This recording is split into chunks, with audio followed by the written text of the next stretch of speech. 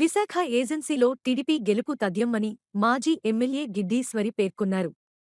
గత ప్రభుత్వ హయాంలో చంద్రబాబు నాయుడు విశాఖ ఏజెన్సీ ప్రాంతంలో చేసినటువంటి అభివృద్ధి కార్యక్రమాలు వలన 109 పంచాయతీలలో టీడీపీ అభ్యర్థులు పూర్తిస్థాయిలో విజయం సాధించి తీరుతారని తెలిపారు. పంచాయతీలలో అభ్యర్థులు ఎటువంటి ప్రలోభాలకు లోపడొద్దు అన్నారు. వైసీపీ దాడులకు భయపడి ప్రసక్తే లేదని తెలిపారు. ఇప్పుడు జరగబోయే స్థానిక ఎన్నికలలో వైసీపీ ప్రభుత్వానికి గిరిజనులు గట్టిగా బుద్ధి చెబుతారని పేర్కొన్నారు.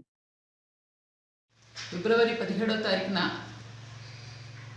జరగబోయేటటువంటి స్థానిక ఎన్నికల సర్పంచ్ ఎన్నికలకు పాడేరు నియోజకవర్గం తెలుగుదేశం పార్టీ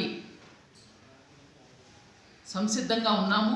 ఇప్పటికే మా నియోజకవర్గంలో ఉన్నటువంటి 109 పంచాయతీల్లో కూడా పంచాయతీ అభ్యర్థుల్ని, సర్పంచ్ అభ్యర్థుల్ని, అలాగే వార్డు మెంబర్ అభ్యర్థులను కూడా ఇప్పటికే కసరత్తు కూడా పూర్తి చేయడం జరిగింది. వైఎస్ఆర్ కాంగ్రెస్ ప్రభుత్వం ఏకగ్రీవాలకి వాళ్ళు ప్రోత్సాహాలు ఇచ్చేస్తామని చెప్పి మభ్య పెడుతున్నారో ప్రజలందరూ కూడా ఇప్పుడు ఆలోచిస్తున్నారు.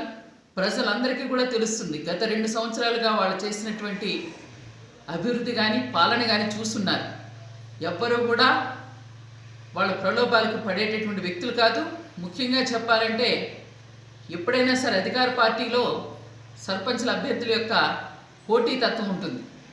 మేము పోటీ చేస్తాం అధికార పార్టీ నుంచేనండి. కానీ విపక్షమైనటువంటి పాడేరు నియోజకవర్గంలో తెలుగుదేశం పార్టీలో ప్రతి పంచాయతీ కూడా అభ్యర్థులు మేము పోటీ చేస్తామని చెప్పి పోటీ పెరిగిందంటేనే ఈరోజు వైఎస్ఆర్ కాంగ్రెస్ ప్రభుత్వం ఎంత విఫలమైందో చెప్పుకోవచ్చు. ఖచ్చితంగా రేపు 17వ తారీఖు జరిగేటటువంటి ఎన్నికల్లో తెలుగుదేశం పార్టీ మా అభ్యర్థుల్ని మేము గెలుపు కోసం ఇప్పటికే ఒక కసరత్తును పూర్తి చేసాం.